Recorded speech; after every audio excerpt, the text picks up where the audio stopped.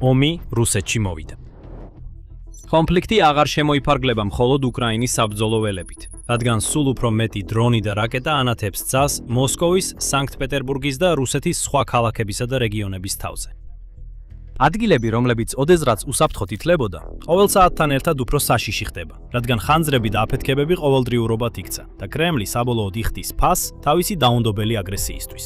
რუსეთის პრეზიდენტი ვლადიმირ პუტინი ვეღარ მალავს სიმართლეს, მაგრამ ეს არ უშლის ხელს, რომ კვლავ ცდილობდეს. მაშინაც კი როცა მილიონობით რუსი ბოლოს და ბოლოს საკუთარი თვალით ხედავს ომის სრულ ცეცხლსა და მძვინვარებას, კრემლის ოფიციალური პირები კვლავაც ეხორდნობიან თავიანთ კლასიკურ ტაქტიკებს, ტყუილებს, დაფარვას და პროპაგანდას, სასოწაკვეთილი მცდელობით, რომ სიტუაცია გააკონტროლოს. ბევრ რეგიონში ოფიციალურ პირებს მაგალითად დაავალეს, რომ კაცსად ახვეთონ იმ ადამიანების ქმედებები, ვინც გაბედავს უკრაინული დრონების თავდასხმების ფოტოებისა და ვიდეოების გადაღებას და მათ ინტერნეტში გაზიარებას.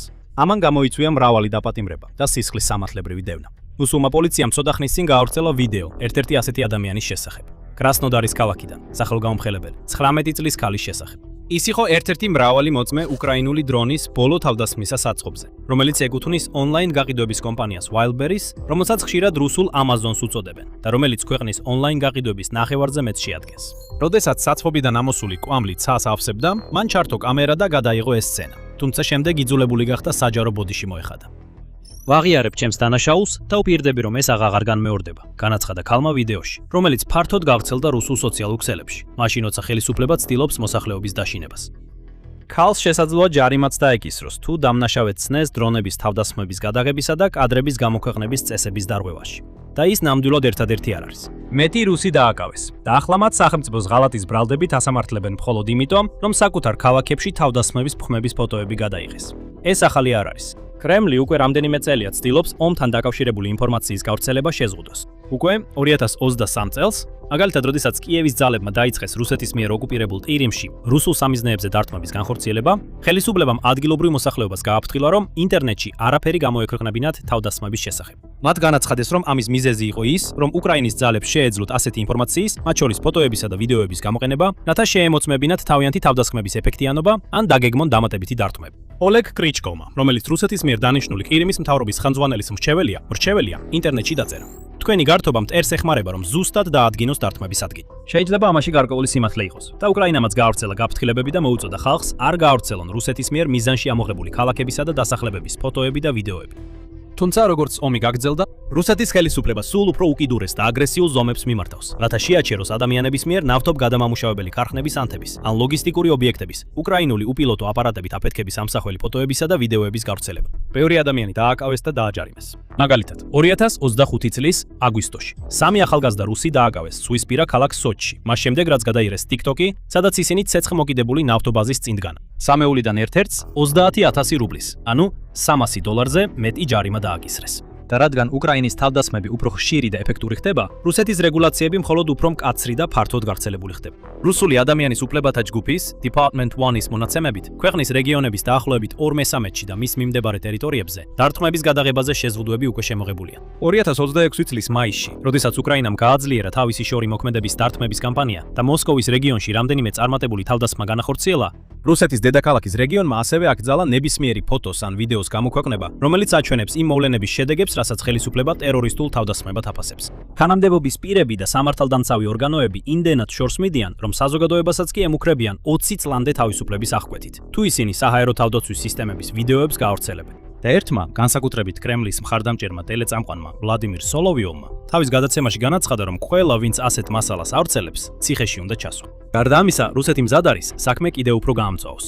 ცნობები მიუთითებს, რომ ფედერალური უსაფრთხოების სამსახურმა FSB-მ უკვე დაიწყო სქემის პირველი ეტაპი, რომლის მიზანიც არის სრულად დაბლოკოს ცდომა Telegram-ზე, რომელიც ერთ-ერთი ყველაზე პოპულარული სოციალური მედიისა და მყისიერი შეთხობინებების სერვისია მთელ რუსეთში. რუსეთის დაზვერვის სამსახურმა ბრალი წაუყენა პლატფორმის დამფუძნებელს პაվել დუროვს ტერორიზმის ხელშეწყობაში. ამტკიცებენ, რომ Telegram-მა საკმარისი არ გააკეთა იმ არხების წასაშლელად, რომელსაც უკრაინა იყენებს თავდასხმების კოორდინაციისთვის. ევრისთვის სიმართლე აშკარაა. ეს მხოლოდ სამხედრო მიზეზებით არ კეთდება. საქმე არ ეხება მხოლოდ იმას, რომ უკრაინას არ მისცენ ცდომა ინფორმაციაზე, რომელიც შეიძლება დამატებითი თავდასხმების დაგეგმვაში გამოადგეთ.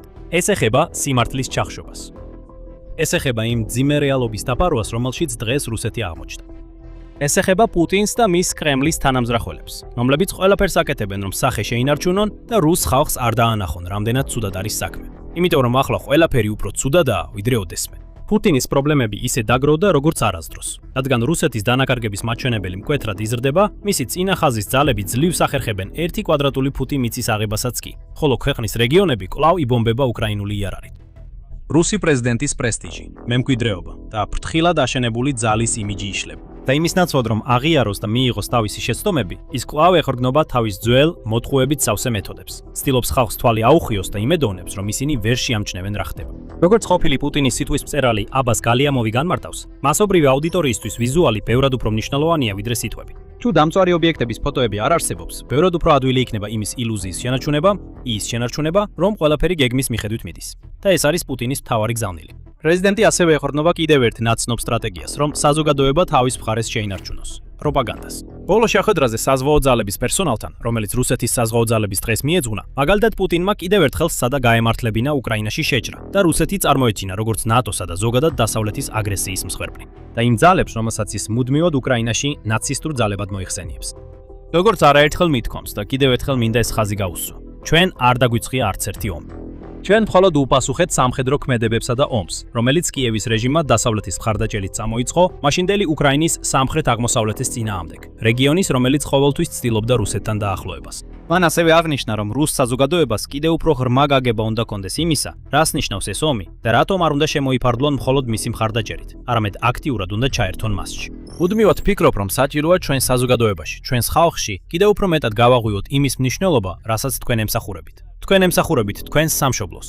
რა შეიძლება იყოს ამაზე მნიშვნელოვანი? ცხადია, რა სურს პუტინს. მას სურს, რომ საზოგადოებამ თავისი რისხვა, შიში და იმედგაცრუება ნატოსა და დასავლეთისკენ მიმართოს და არა მის წინააღმდეგ. მას სურს, რომ ისინი ერთიანად იგრძნონ თავის საერთო მტრის წინააღმდეგ. საკუთარი ცხოვრების დონის დაქვეითება და საყვარელი ადამიანების დაკარგვა კიევს დააბრალონ და არა მოსკოვს. მას სურს, რომ რუს ხალხს ჯეროდეს, რომ ის და ისინი ისტორიის სწორ მხარეს დგანან და რომ უნდა დარჩნენ ძლიერები და მტკიცე, მაშინაც კი როცა სიტუაცია უარესდება. მოკლედ, მას სურს, რომ საზოგადოება დამყოლი და მხარდამჭერი დარჩეს, რათა გააგრძელოს ის ყველაფერი, რაც მათი ცხოვრება ასე ძალიან გააუარესა. ქვეყანა დანარჩენი სამყაროსგან იზოლაციაში მოაქცია და ასობით ათასი ჯარისკაცი უკვე ნაადრევ საფლავში ჩააგდო. მას ეს ყველაფერი სურს, იმიტომ რომ იცის, უბრალოდ ვერ გააგრძელებს ტრილიონობით რუბლის ომის ბიუჯეტში ჩაქრას და იმედს ვერ დაიტოვებს, რომ ბოლოს ყველაფერი კარგად დასრულდება. მას ასევე სჭირდება, რომ ხალხი მის მხარეს დარჩეს და უზრუნველყოს, რომ 10,000-ობით რუსი კვლავ მზად და უნარიანი იყოს სამხედრო ფორმა ჩაიცოს და ფრონტის ხაზზე წავიდეს. რათა ბრძოლა გააგრძელოს მაშინ, როცა მათამდე ჩაწერილები, დაჭრილები ან მოკრულები არის. სინამდვილეში უკვე იწყება ხმების გავრცელა, რომ პუტინი შესაძლოა ახალ მობილიზაციის ტალღას გეგმავდეს მოსკოვსა და სანქტ-პეტერბურგში, სადაც ათასობით ადგილობრივს აიძულებენ წავიდნენ და იბრძოლონ. მაგრამ სანამ ამაზე უფრო დეტალურად ვისაუბრებთ, თუ ასეთი ანალიზი გსურთ უფრო ხშირად მიიღოთ, აუცილებლად გამოიწერეთ სამხედრო შოუ. ჩვენ ყოველ კვირას ასე ვშლით ყველაფერს დეტალურად. ეხლა 2026 წლის 12 ივნისს პუტინმა ხელი მოაწერა დეკრეტს, რომლითაც რუსეთის შეიარავებული ძალების რაოდენობა 7,000-ზე მეტი ადამიანით გაიზარდა. შემდეგ თვეში მან კიდევ უფრო შორს წავიდა და ხელი მოაწერა კიდევ ერთ დეკრეტს, რომლითაც ქვეყნის სამხედრო ძალებს დამატებით 25,000 ადამიანი დაემატა. რის შედეგადაც საერთო რაოდენობა 2,426,130 სამხედრო მოსამსახურემდე გაიზარდა. მათ შორის 1,535,000 სამხედრო მოსამსახური. ბევრი სამხედრო ანალიტიკოსი მიიჩნევს, რომ ეს შესაძლო მობილიზაციისკენ გადადგმული პირველი ნაბიჯებია. და უკვე არსებობს ცნობები, რომ რუსი რეკრუტიორები ქუჩებიდან ძალადობრივად იტაცებენ მამაკაცებს და აიძულებენ სამხედრო კონტრაქტებზე ხელმოწერას, რადგან კრემლი სულ უფრო სასოწარკვეთილად ცდილობს თავისი რიგების შევსებას. მაგალითად, ივლისის ბოლოს დამოუკიდებელმა რუსულმა საინფორმაციო სააგენტომ 7x7-მა გაავრცელა ცნობები პატარა სოფელ ბაშმაკოვოდან, რომელიც პენტას რეგიონში მდებარეობს. 7x7-ის ანგარიშის მიხედვით, რომელიც ეყრდნობოდა პენტას ბლოგერის სტანისლავ მოროზოვის ვიდეომტკიცებულებებს, რეკრუტიორები ზაფხულის თვეებში ქუჩებში დადიოდნენ და ეძებდნენ ჯამრთელ მამაკაცებს, რათა ძალით წაეყვანათ სამხედრო სამსახურში. ერთმა ქალმა სტანისლავ მოროზოვს უთხრა, რომ მისი ძმა ადგილობრივ სამხედრო კომისარიატში ძალით წაიყვანეს, სასტიკად სცემეს და შემდეგ სამხედრო სამსახურში ჩაწერა აიძულეს. სხვა მცხოვრებლებმაც მსგავსი ისტორიები გააზიარეს და დაამატეს, რომ ყოფილა შემთხვევები, როცა არასრულწლოვნები გაუტაციათ, სცემეს და ტყეში დაუტოვებიათ მას შემდეგ, რაც რეკრუტიორებმა გააცნობიერეს, რომ ისინი კონტრაქტის გასაფორმებლად ძალიან ახალგაზრდები იყვნენ. იგივე ტაქტიკები სხვაგანაც შეინიშნება. მაგალითად, პატარა დასახლებაში პოდგორნოეში მამაკაცის სახელად სერგეი მილკინი ძალით გამოიყვანეს სახლიდან და ადმინისტრაციის შენობაში წენობაში წაიყვანეს. მიუხედავად იმისა, რომ მას გულის პრობლემები ჰქონდა, მას უბრძანეს სამხედრო სამსახურში ჩაეწერა და სწრაფად გაგზავნეს ფრონტის ხაზზე. ხოლო რამდენიმე კვირის შემდეგ მისი ცოლი ოლენა ადგილობრივ საჯარო გვერდზე გამოაქვეყნა შეთხობინება, რომ მისი ქმარი მოკლეს. ეს ორი სწორედ ის ისტორიებია, რომლებსაც პუტინი დაფარვას ცდილობს. ცხადია, მას არანაირი სინდისის კენჭნა არ აქვს, რომ რუს ხალხს ხორცის ნაჭრებად ექცევა. არ ღვევს მათ უფლებებს და ოჯახებს ანგრევს თავისი გაუმაძღარი საომარი მანქანის დასაპურებლად. მაგრამ მას მაინც სურს შეინარჩუნოს მკაცრი, მაგრამ სამართლიანი ლიდერის იმიჯი, რომელსაც საზოგადოება ენდობა და სცემს პატივს. ის ფიქრობს, რომ ტყუილები და პროპაგანდა საკმარისი იქნება ამის მისაღწევად. რათა თუ და როცა მასობრივი მობილიზაციის დრო დადგება, ხალხი ნებაყოფლობით მიიღებს გაწვევის უცხებებს და საკუთარ ცხოვრებას უკან მოიდოვებს სამშობლოს სამსახურისთვის. მაგრამ პუტინისთვის სამწუხარო ფაქტია, რომ ასეთი ხრიკები, რომლებიც მისი პრეზიდენტობის დიდ ნაწილში მუშაობდა, სწრაფად კარგავს ძალას. სულ უფრო მეტი რუსი უარს ამბობს. დაიჯერო ზღაპის ზღაპარი, რომელსაც მათი პრეზიდენტი ომის წარმატებით მიმდინარეობის შესახებ უყვება და ადვილია იმის დანახვა რატო. მიუხედავად იმისა, რომ ხელისუფლება სხვადასხვა გზით ზღუდავს ადამიანების სიტყვის თავისუფლებას, ხალხი ბრმა არ არის. მათ ძალიან კარგად შეუძლიათ ომის შედეგების დანახვა, რადგან უკვე მილიონობით რუსმა დაკარგა მეგობრები, ოჯახის წევრები, მეზობლები ან სხვა თანამეგობრობის წევრები ამ კონფლიქტის გამო. მეტი და მეტი ადამიანი ასევე უშუალოდ აწყდება უკრაინული უპილოტო აპარატების გავლენას. ესმის საჰაერო განგაშის სირენები, ირებს შეთხობინებებს ტელეფონზე, ან უბრალოდ ფანჯრიდან იყურება და ხედავს, როგორ ავსებს აერს ქვამლი და ალი. ახლო მდებარე ცეცხლ მოკიდებული ნავთობგადამამუშავებელი ქარხნებიდან. მოსახლეობის დიდი ნაწილიც სხვა გზებითაც დაზარალდა. ზოგიერთმა ომის ეკონომიკური გავლენების გამო ბიზნესი დაკარგა, ან მათი ცხოვრების დონე მკვეთრად დაეცა, რადგან იმპორტი შემცირდა, მსხვილი ბრენდები რუსულ ბაზარს ტოვებენ და ყოველდღიური პროდუქტების ფასები მუდმივად იზრდება. რუსეთის მოსახლეობა, რა თქმა უნდა, უკრაინელების მსგავსად არ დაზარალებულა, მაგრამ ომმა მათი ცხოვრებაც შეეხო და ეს გავლენა სულ უფრო დრამატული ფორმებით გრძელდება.